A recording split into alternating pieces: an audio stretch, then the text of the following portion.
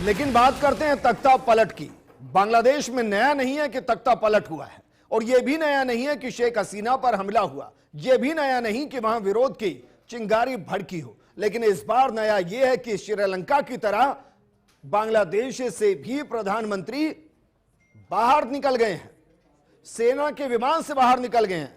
जैसे श्रीलंका में विक्रमसिंघे देश छोड़कर चले गए थे, वैसे ही शेख हसीना बांग्लादेश से निकल चुकी हैं। इंडियन एयर स्पेस के अंदर बांग्लादेश का सेना का प्लेन है, जो कुछ ही वक्त के अंदर दिल्ली के अंदर लैंड करेगा। और कहा जा रहा है कि दिल्ली से वो लंदन चली जाएंगे। लेकिन बांग्लादेश से निकलने से पहले सेना के दबाव में शेख हसीना ने एक लेटर को साइन किया, और वो दरअसल प्रधानमंत्री पद से इस्तीफे का लेटर। चलिए सबसे पहले आपको दिखा रहे हैं, जरा देखिए। ये वो लेटर जिसमें दोनों तरफ आपको सेना के जवान या कहें कि वहां के सेना के अधिकारी नजर आ रहे हैं, और उनके साथ शेख हसीना लेटर को साइन करते हुए।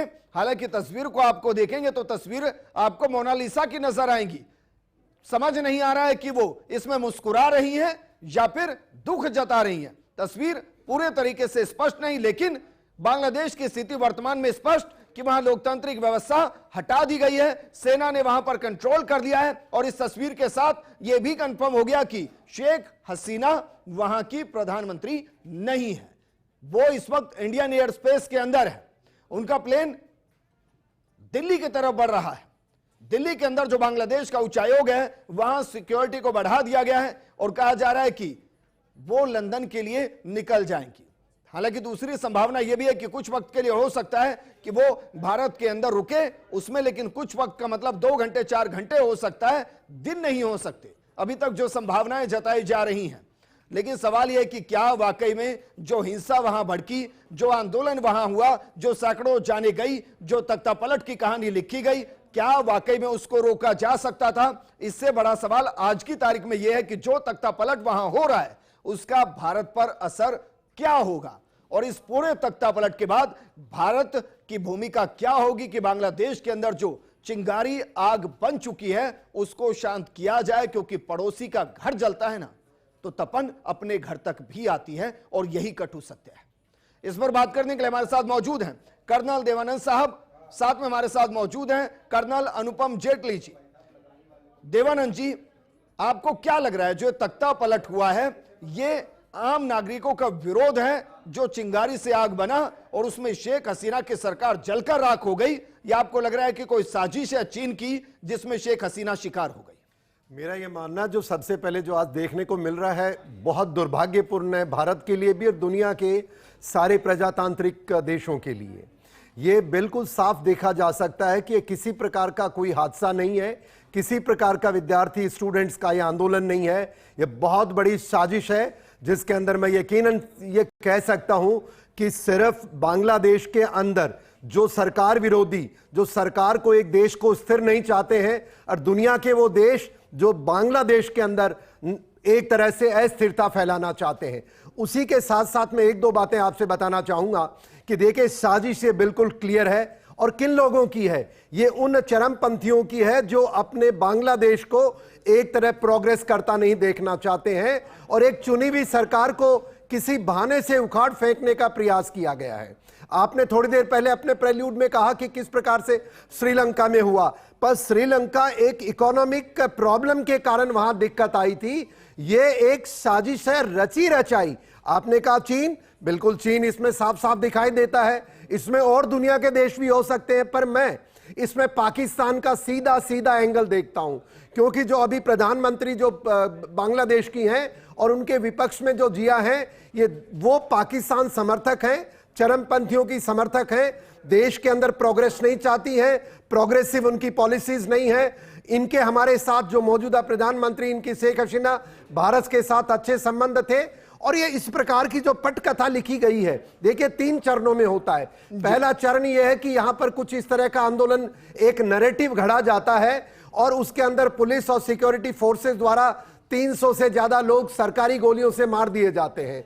उसके बाद फिर वो प्रधानमंत्री उनसे चर्चा करती है, शांत होता है, पर जो चरमपंथी जो साजिश के अंदर थे उनको शांति नहीं मिलती है और उसके अंदर सेना को भी शामिल कर लिया जाता है। वरना ऐसा क्या कारण है एक प्रजातांत्रिक देश के अंदर जब उनकी व्यवस्था बिगड़ती है तो सेना क्यों नहीं आई? मुझे पूरा ये सेना के ऊपर भी शक है कि सेना को हो सकता है उन्होंने बिल्कुल बोला होगा आप संभालें स्थिति को, पर वो पहले ही मेरे ख्याल से चरमपंथियों से, उनके देशद्रोही लोगों से जो देश के अंदर दहशत फैला रहे थे, तोड़फोड़ कर रहे थे और आखिरी एक नैरेटिव के तहत वो उनके निवास के ऊपर आकर के ऐसे बैठते हैं जैसे कि एक जश्न मनाया जा रहा है।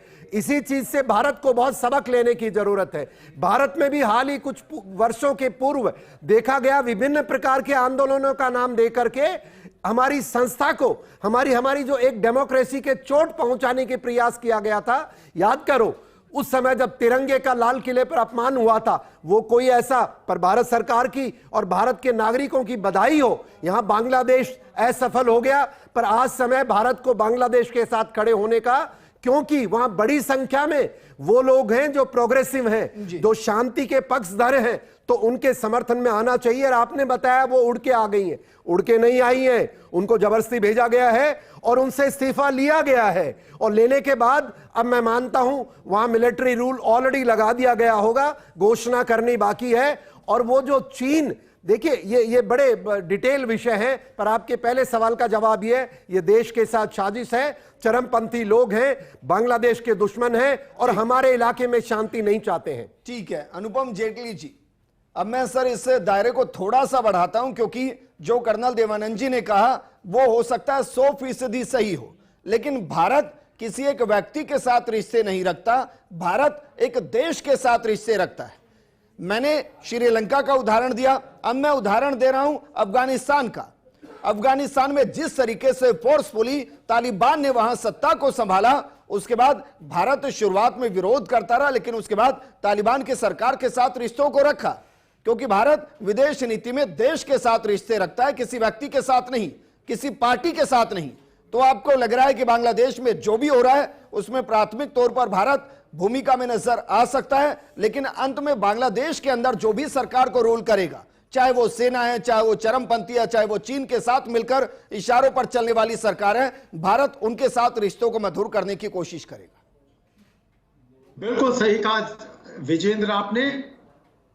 राजनीति और देश नीति और कूटनीति, विदेश नीति, जिस भी नाम से आप कहें, ये किसी व्यक्ति विशेष के साथ नहीं, ये दो देशों के बीच पारस्परिक संबंध है।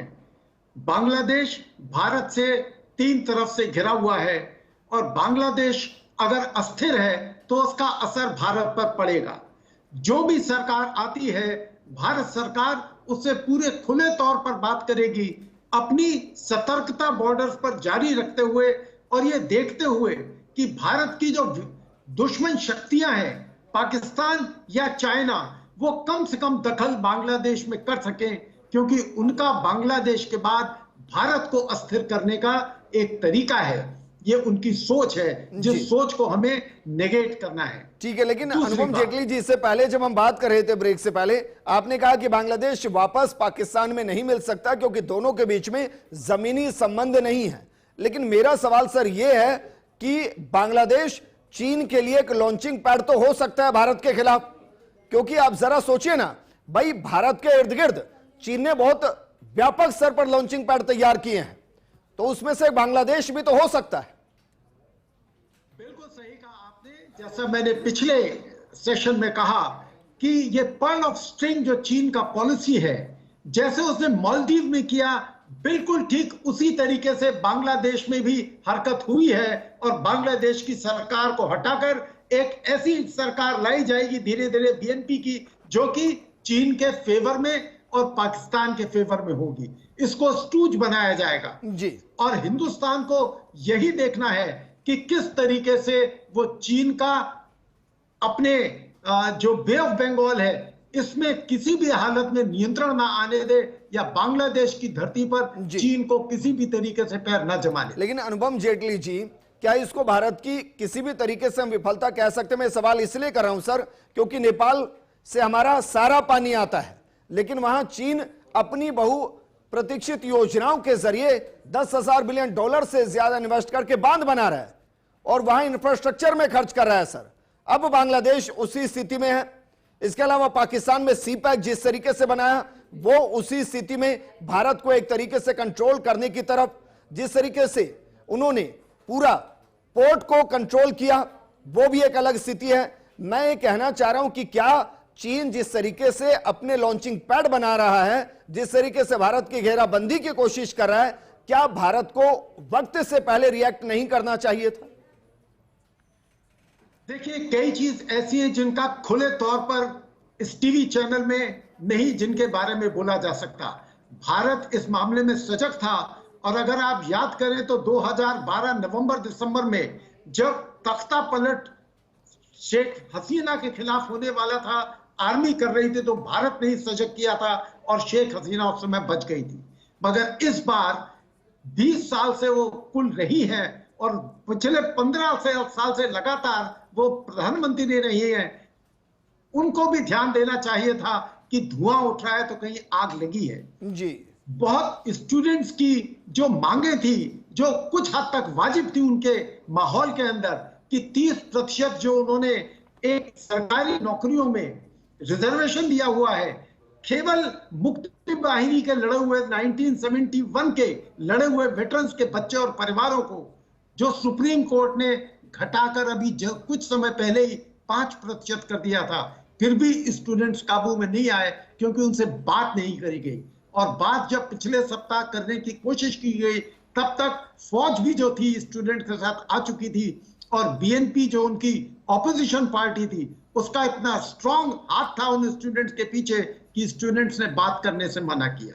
तो ये भारत उनको लगातार समझाता जा रहा है। ऐसा नहीं कि हमारी इंटेलिजेंस एजेंसीज रॉ और बाकी उनको खबर नहीं थी, मगर बांग्लादेश की सरकार इन चीजों को टालती रही, इन पर उतना ध्यान नहीं दिया जितना चाहिए था, और इसीलिए ये आज हालत हुई कि हसीना को वहां से छोड़कर निकल के भागना पड़ा अपनी बहन के साथ, और उनके कब्जे, उनके जो पैलेस है उस पर भी कब्जा जो है वहां के आम जनता ने कर लिया।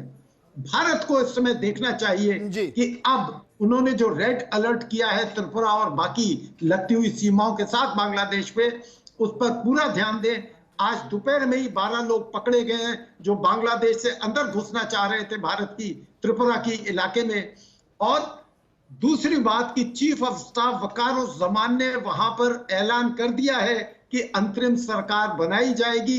इसका मतलब वो सरकार चाहे आर्मी खुद अपने काबू में रखे या आर्मी उसको स्टूज की तरह इस्तेमाल करे, मिलिट्री से वहां पर बहुत मानी जाएगी और उनका बड़ा दबाव होगा। ठीक है अनुपम जी, आप हमारे साथ बने रहिए। लेकिन देवानंद जी, आपको लग रहा है कि इस वक्त भारत का वो बॉर्डर जो कई सौ किलोमीटर का है और जो बांग्लादेश के साथ साझा होता है, उस पर बहुत ज्यादा एहतियात बरतने की जरूरत है? मैं इसलिए कह रहा हूं कि बीएसएफ की तरफ से पहले ही कह दिया गया कि भाई हम पूरे तरीके से बॉर्डर पर अलर्ट। आपको लग रहा है कि एक बड़ा घुसपैठ उधर से हो सकता है? देखिए, सबसे पहले जैसे आपने बताया कि अब भारत को कौन कौन से विषय पे चिंता करने की जरूरत है। पहली चिंता है सुरक्षा को लेकर के, जो बॉर्डर हमारा 3300 किलोमीटर से ज्यादा बांग्लादेश के साथ है और उस बॉर्डर के ऊपर हमारी बीएसएफ डिप्लॉयड है, तो वहां पर किसी भी प्रकार से किसी भी, और एक जो ये मैं सुरक्षा की बात कर रहा हूं, आपने देखा होगा मीडिया के अंदर कुछ रिपोर्ट्स आई थी कि हमारी एक चीफ मिनिस्टर महोदय है, कुछ वो ऐसे बयानात बात कर रही थी कुछ 5-10 दिन पहले, जो मैं मानता हूं देश के लिए अच्छे संकेत नहीं दे रही थी, वो कि बांग्लादेश से लोग आएंगे, हमें असर पड़ेगा। तो ये जो इस तरह की जो नैरेटिव है, मैं इसको भारतीय सुरक्षा एजेंसी से मुझे पूरी उम्मीद है और देश को ध्यान देना चाहिए, उधर कोई हमारे से चूक ना हो जाए। दूसरी बात क्या है कि बांग्लादेश में जो स्थिति आई है, अभी कर्नल जेटली साहब बता रहे थे कि जो सेना का कहीं न कहीं इसके अंदर नकारात्मक रोल जरूर रहा है। अब वो किस हद तक रहा है वो समय बता सकता है, पर उस रोल के बीच में जिस प्रकार से उन्होंने इनको एडवाइज किया, अरे भाई आर्मी है, एडवाइज करने की क्या बात है, देश छोड़ के चले जाओ। देश क्यों छोड़ना, क्यों डराना प्रधानमंत्री को? उनको बोलना चाहिए था कि हम आपकी सुरक्षा करेंगे। अरे जो देश के प्रधानमंत्री की सुरक्षा नहीं कर सकते, वो देश की क्या खाक करेंगे? इसका मतलब यकीनन ये उस एक इकोसिस्टम का हिस्सा है जो अस्थिरता चाहते हैं। नहीं, लेकिन देवानंद जी, मैंने इस प्रोग्राम की शुरुआत एक तस्वीर के साथ की थी जी, जिसमें शेख हसीना इस्तीफा दे रही हैं और दोनों तरफ सेना के अधिकारी खड़े हैं। बिल्कुल। तो मैं ये मानकर चल रहा हूं कि फोर्सफुली पहले उनसे इस्तीफा लिया गया, क्योंकि बिना इस्तीफे के अगर वो जाती तो वहां वापस उनको सरकार बनाने में आसानी रहती। सेना मुंह नहीं पहले दिखा उन्होंने इस्तीफा लिया है और उसके बाद उन्होंने कहा कि आपके पास सिर्फ एक ऑप्शन है, हम अपना प्लेन आपको प्रोवाइड करते हैं, आप देश छोड़ के निकलिए। आप सही कह रहे हैं। मैं यही कहना चाहता हूं कि इस जो साजिश का एंगल है, इसके अंदर सेना और वहां चरमपंथी जो उनके देश विरोधी लोग हैं वो फैसला करें कौन है। ये कहीं न कहीं आपस में मिले थे और इन्होंने जो इस्तीफा साइन करवाया है, वो इस्तीफा इसलिए साइन कराया कि कहीं वो जो लोग, देखिए अफगानिस्तान में आपने एग्जाम्पल बताया, अरे भाई आस्तीन का सांप पालोगे, अमेरिका ने तालिबान को तैयार किया और उन्हीं को एक दिन भागना पड़ा। तो आर्मी भी इस डर के मारे उन्होंने इस्तीफे का एक ये पूरा ड्रामा किया है जिससे कि उनका कुछ फेस सेविंग हो चुके। पर मेरी बात यहां खत्म नहीं होती है। देखिए बांग्लादेश के अंदर भी जब भी चरमपंथी और इस तरह के जो जो जो जो जो उनके देश के और भारत के साथ संबंधों के विरोधी हैं, जब भी होता है तो वहां जो हिंदू नागरिक हैं, जो जो सामान्य इंटेलेक्चुअल्स हैं उनके बांग्लादेश के, उनके ऊपर हमले बढ़ जाते हैं। तो मेरी उम्मीद करता हूं कि उनका किसी प्रकार का खतरा नहीं हो और भारत सरकार बिल्कुल इसके ऊपर चौकस होगी। तीसरी जो बात निकल के आती है, चीन, जैसा आपने बताया, हम सब मानते हैं चीन थोड़े दिन पहले ये अपना शेख हसीना जी हमारे भारत में आई थी और अगर आपको याद हो तो जो तीस्ता नदी के ऊपर एक बांध बनाने की बात चल रही थी, उस बांध को चाइना बनाना चाहता था, पर भारत के प्रभाव से शेख हसीना जी ने चीन को मना कर दिया।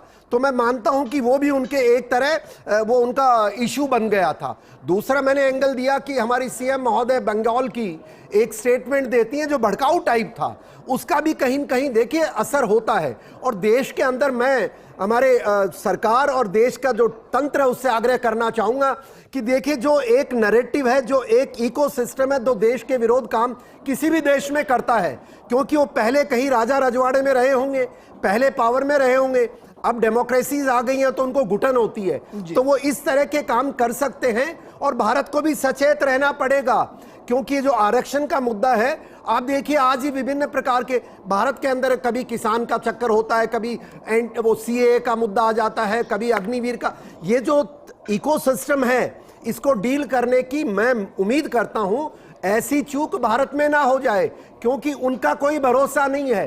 पर जिस प्रकार से हम अभी तक सफल हुए हैं, भारत को ध्यान देना पड़ेगा, ऐसा मेरा मानना है। सर, भारत तो भारत है, बिल्कुल। और भारत के लोग बहुत अच्छे से जानते हैं कि हमें किस हद तक सरकार का विरोध करना है, क्योंकि लोकतंत्र में सबकी आस्था है। सर, इमरजेंसी को पूरे देश ने देखा है कि क्या होता है। लेकिन अनुपम जेटली जी, क्या वाकई में शेख हसीना सेना को खुश करते करते सेना के ही चक्रव्यूह में फंस गई? क्योंकि जिस आरक्षण की आग में शेख हसीना की पूरी सरकार खाक हो रही है, उस आरक्षण में 30% आरक्षण सिर्फ स्वतंत्रता सेनानियों या कहें कि जो रिटायर्ड है उनके बच्चों के लिए आरक्षण था। और इसका एक बड़ा विरोध वहां था कॉमन जो स्टूडेंट्स थे उनके अंदर। तो कॉमन को नजरअंदाज कर, सेना को हाईलाइट कर, कहीं शेख हसीना उन्हीं के चक्रव्यूह में तो नहीं फंस गई? देखिए, ये चक्रव्यूह बहुत पुराना है विजेंद्र। अगर आप इनका इतिहास देखें बांग्लादेश का, तो 1975 में मुजीबुर रहमान को भी सेना के ही लोगों ने बिल्कुल जो है असैसिनेट किया था। और उस समय जो इनके चीफ ऑफ स्टाफ थे जनरल उस्मानी, जो मुक्ति वाहिनी सेना के चीफ हुआ करते थे, उनको आर्मी चीफ बनाया गया और उन्होंने प्रमोशन केवल मुक्ति वाहिनी के लोगों को देना शुरू किया। और जो बंगाली अफसर पाकिस्तान सेना में थे, जिनको बाद में पाकिस्तान के अंदर अरेस्ट करके रखा गया और बांग्लादेश बनने के 1.5 साल बाद छोड़ा गया, जब वो दोबारा आए तो उनके प्रमोशन बहुत कम थे और उनके लिए कोई रास्ता प्रमोशन का नहीं छोड़ा गया। इसलिए ब्रिगेडियर जनरल खालिद ने उस समय जो है तख्ता पलट किया और मुजीबुर रहमान को हटाया गया। वही चीजें शेख हसीना ने दोहराई है और समय रहते उनको जागना चाहिए था कि इस 30% रिजर्वेशन को कम करें और स्टूडेंट्स को जिनको जॉब नहीं मिल पा रहा है, वो जो इतने उद्वेलित हैं, उनके आंदोलन को शांत करें और उनसे शांतिपूर्ण वार्ता करें। मगर जब एक व्यक्ति बहुत समय तक एक ओहदे पर रहता है, देश को चलाता है, तो उसमें भी कुछ ऐसी आन आ जाती है कि मैं जो कर रहा हूं ठीक है, मुझे किसी की नहीं सुननी। और उसी का नतीजा है कि स्टूडेंट का मूवमेंट जब बढ़ा, जिसमें पिछले संडे कल खाली 98 लोग मारे गए और कुल मिला के 300 लोगों ने शहादत दी इस मूवमेंट में, और इस शहादत को साथ मिला विदेशी ताकतों का, और विदेशी ताकतों ने उनकी फौज पर दबाव डाला। और उनकी जो दूसरी पार्टी है बांग्लादेश नेशनल पार्टी, जो खुद जो है मुजीबुर रहमान की पत्नी उन्होंने बनाई थी। आप देखें, एक तरफ बेटी है, एक तरफ पत्नी है।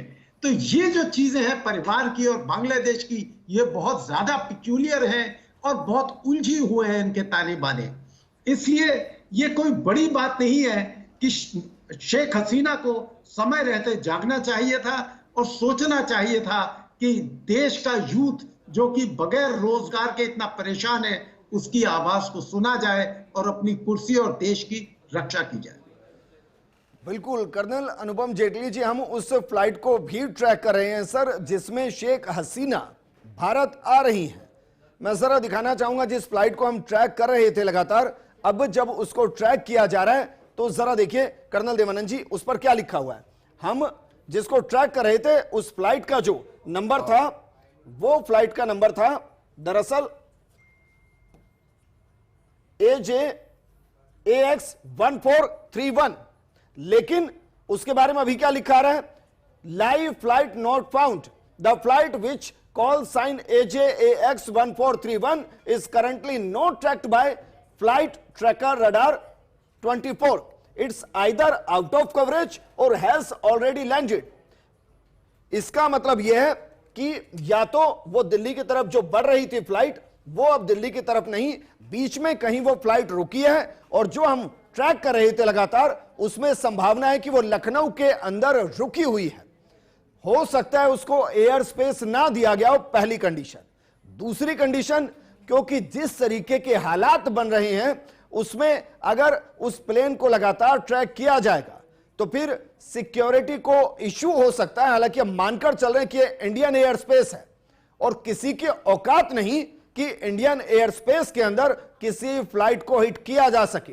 तो कर्नल देवानंद जी, मेरा सवाल यही है कि क्या यह माना जाए कि वो फ्लाइट लखनऊ के आसपास होल्ड की गई है, एयर स्पेस उसको नहीं दिया जा रहा है दिल्ली की तरफ, इस वजह से इसको ट्रैक से हटाया गया, या शेख हसीना की सुरक्षा को देखते हुए इसको रडार से हटाया गया? मुझे ये लगता है कि आपके सवाल में जिस प्रकार से भारत और बांग्लादेश के रिश्ते हैं, और भारत सदैव अपने पड़ोसी और सरकारों के साथ इस तरह का व्यवहार रखता है जहां पर एक उनसे उम्मीद की जाती है अच्छे पड़ोसी के नाते, और उसके नाते भारत किसी भी प्रकार का, क्योंकि शेख हसीना जी हमारी एयर स्पेस के अंदर हैं, उनको कोई नुकसान नहीं चाहता है। अब इसके अंदर वो वहां पर उनको उतारा गया है कि सिक्योरिटी रीजन से उसके रडार को कवर किया गया है, वो मैं मानता हूं सरकार का फैसला होगा, पर जहां तक मेरा है उनकी सुरक्षा के मद्देनजर ये कार्रवाई की गई होगी, ऐसा मैं महसूस करता हूं। हो सकता है उनको बीच में उतारा हो सकता है दिल्ली में उतारा, जो भी है ये पूरा भारत सरकार और हमारी जो एजेंसीज के सिक्योरिटी के मद्देनजर किया गया है, ऐसा मैं मानता हूं। अनुपम जेटली जी, आपको क्या लगता है, क्योंकि अभी तक ट्रैक किया जा रहा था, बाकायदा ट्रैक किया जा रहा था कि कैसे बांग्लादेश से होते हुए, पटना होते हुए, जौनपुर होते हुए लखनऊ की तरफ बढ़ रही थी फ्लाइट, लेकिन अभी रडार से आउट कर दिया गया है। क्या इसका मतलब मैं ये निकालूं कि भारत समझ रहा है कि मामला बेहद संवेदनशील है, और अगर ये पता चला कि भाई दिल्ली के अंदर शेख हसीना लैंड कर गई तो जो बांग्लादेशी दिल्ली के अंदर रह रहे हैं वो हो सकता है कि एक विरोध प्रदर्शन करते हुए नजर आए और स्थिति थोड़ी सी चिंताजनक बांग्लादेश उच्चायुक्त के वहां हो जाए या कहीं और हो जाए, या फिर शेख हसीना की सुरक्षा को ध्यान में रखते हुए ऐसा किया गया। क्योंकि मैं ये बिल्कुल मानने को तैयार नहीं कि कोई एयर स्पेस में, इंडियन एयर स्पेस में शेख हसीना के प्लेन को अटैक कर दे, इतनी फिलहाल किसी देश में औकात नहीं। देखिए, भारतीय एयर स्पेस पूरी तरह सुरक्षित है और हमारी एयरफोर्स और एयर डिफेंस पूर्ण रूपेण उस पर काबू पे है, परंतु खुफिया विभाग जो है देश के और देश का राजनीतिक जो माहौल है, जो एनएसए है, वो डिसाइड करते हैं कि सुरक्षा कितनी अहम है। ऐसा नहीं होना चाहिए कि 1% भी कोई रिस्क ली जाए, किसी दूसरे देश के एक नेता को हमारे देश में कोई क्षति पहुंचे जान या माल की। इसलिए उस जहाज को एक जगह उतारा। अब किस जहाज में वो जाएंगे ये पता करना लोगों के लिए बहुत मुश्किल है, किस डेस्टिनेशन पे जाएंगे ये पता करना बहुत मुश्किल है। और यही खुफिया तंत्र और एक अच्छी सरकार का काम है जो हमारा देश कर रहा है जी। सुरक्षा अपने एयर स्पेस की तुम्हारे हाथ में है, मगर हम नहीं चाहते कि कोई भी अलोकतांत्रिक तत्व या शैतानी करने वाले कोई तत्व किसी भी तरीके से किसी उड़ती फ्लाइट पर कोई भी शोल्डर फायर मिसाइल या किसी और चीज से हमला करे या कोशिश करे हमले का। हमें पता है कि हमारे देश में भी कई ऐसे तत्व हैं जो कि जैसे कि जगह जगह फौज जो है लड़ रही है आतंकवाद से, तो ऐसे लोगों का ध्यान इन हरकतों पर, इन चीजों पर न जाए, इसलिए सुरक्षा तंत्र को बहुत ज्यादा महफूज लेकिन अनुपम जेटली जी, बस मैं वैसे ही पूछ रहा हूं, इसकी संभावना 0% है। शोल्डर हेड से रेंज कितनी होती है सर? क्योंकि जो विमान अमूमन उड़ते हैं वो 40,000 फीट से ऊपर की ऊंचाई पर उड़ते हैं, और जो इस तरीके के विमान होते हैं उनको 50,000 60,000 फीट की ऊंचाई पर उड़ाया जाता है। देखिए कई चीजें हैं, विमान सबसे ज्यादा खतरे में है जब वो उड़ रहा है या लैंड कर रहा है, क्योंकि उस समय उसको हाइट अपनी काफी लो करनी पड़ती है। मैं खुद एयर डिफेंस आर्टिलरी से हूं और मुझे पता है कि शोल्डर फायर मिसाइल जो है वो 3.5 से 5 किलोमीटर तक अपनी अहम रेंज पूरी अदा कर लेती है।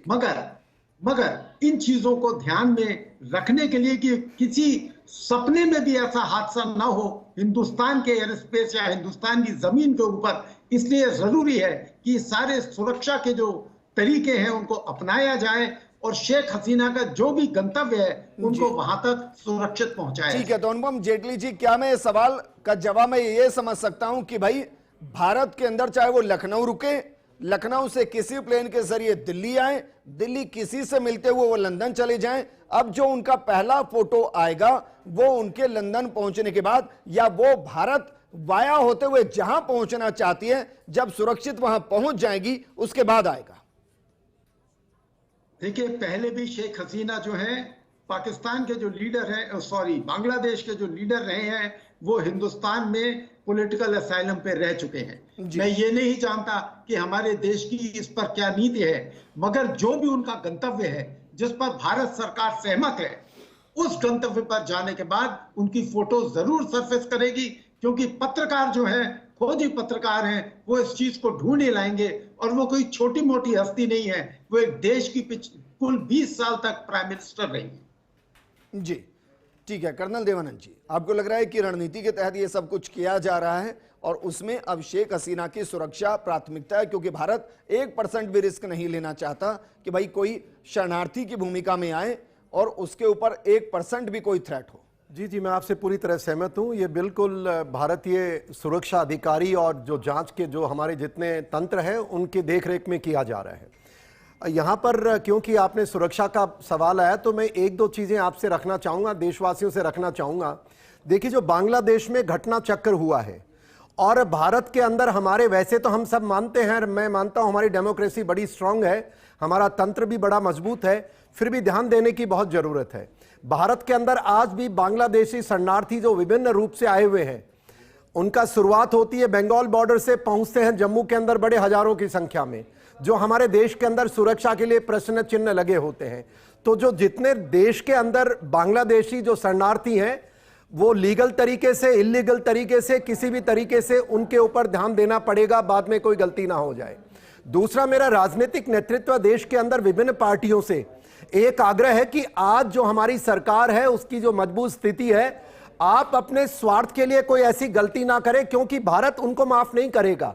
अगर कोई इस प्रकार का कोई प्रचंड या कोई ऐसी कार्रवाई हो जहां विद्यार्थी, स्टूडेंट या कमजोर वर्ग या कोई सैनिक, जैसे आप आज बता रहे थे थोड़ी देर पहले राजस्थान के अंदर जो विधानसभा के अंदर प्रकरण चल रहा है वो अग्निवीर को लेकर के, तो यहां मेरी सबसे आग्रह सरकार से भी, I am sure Modi ji के नेतृत्व में कोई ऐसी गलती नहीं होने वाली है। जहां जहां हमें देश को लगता है कि कोई हमारे युवा एक ब्लॉक को गुमराह कर सकता है जाति के नाम से, सैनिक के नाम से, या कोई, उनके ऊपर मंथन कर करके, अब जिस प्रकार से किसान आंदोलन के दौरान हमने एक सकारात्मक कदम उठाए थे और देश के अंदर एक बड़े लेवल पे अराजकता को रोका था, तो ये छोटी छोटी चीजें हैं।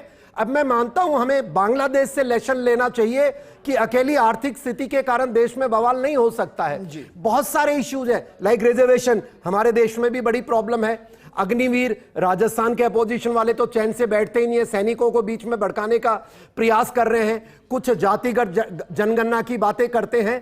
तो कृपया करके अब देश को भी इन चीजों पे अपने राष्ट्र हित में मंथन करना पड़ेगा, ऐसा मेरा आग्रह है। नहीं, लेकिन सर जिन चीजों का आप जिक्र कर रहे हैं वो दूसरे की नजर में राष्ट्र हित के लिए ही है।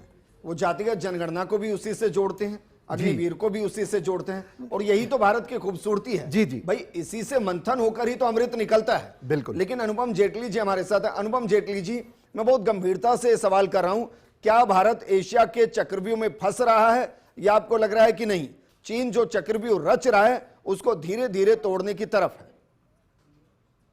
भारत जो है चीन के चक्रव्यूह को नेस्त नाबूद कर रहा है। अगर आप देखें तो मालदीव भी हिंदुस्तान में आकर हिंदुस्तान के लोगों को फिर से कोशिश कर रहा है कि वो वापस जाना शुरू करें, और मॉरिशस जो है वो फिर से हिंदुस्तान को लुभाने की कोशिश कर रहे हैं, क्योंकि लोगों को पता है कि चीन का साथ देने का मतलब अपनी जमीन और अपना जमीर खोना है। ये वो श्रीलंका में देख चुके हैं, ये वो कई और देशों में, अफ्रीकन देशों में देख चुके हैं, वो ग्वादर में पाकिस्तान में देख चुके हैं।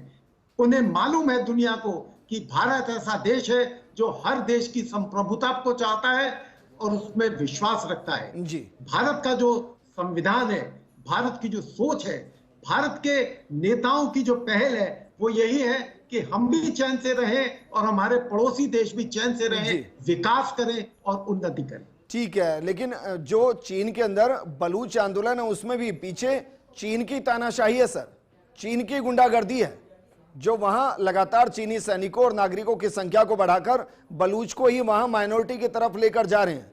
शुक्रिया अनुपम जी हमारे साथ जुड़ने के लिए। देवानंद जी आपका भी शुक्रिया। शेख हसीना भारत के एयर स्पेस में हैं। काफी हद तक यह संभावना है कि शायद उनको लखनऊ एयरपोर्ट पर उतारा गया और वहां से किस फ्लाइट के माध्यम से, क्या वो दिल्ली आएंगी या वहीं से लंदन जाएंगी, ये बता पाना मुश्किल, क्योंकि ये शेख हसीना की सुरक्षा से जुड़ा मामला और उस पर भारत बिल्कुल भी रिस्क नहीं लेगा। लेकिन बांग्लादेश में जो हुआ है उससे भारत को सबक लेने की जरूर जरूरत है। इस प्रोग्राम में फिलहाल इतना ही।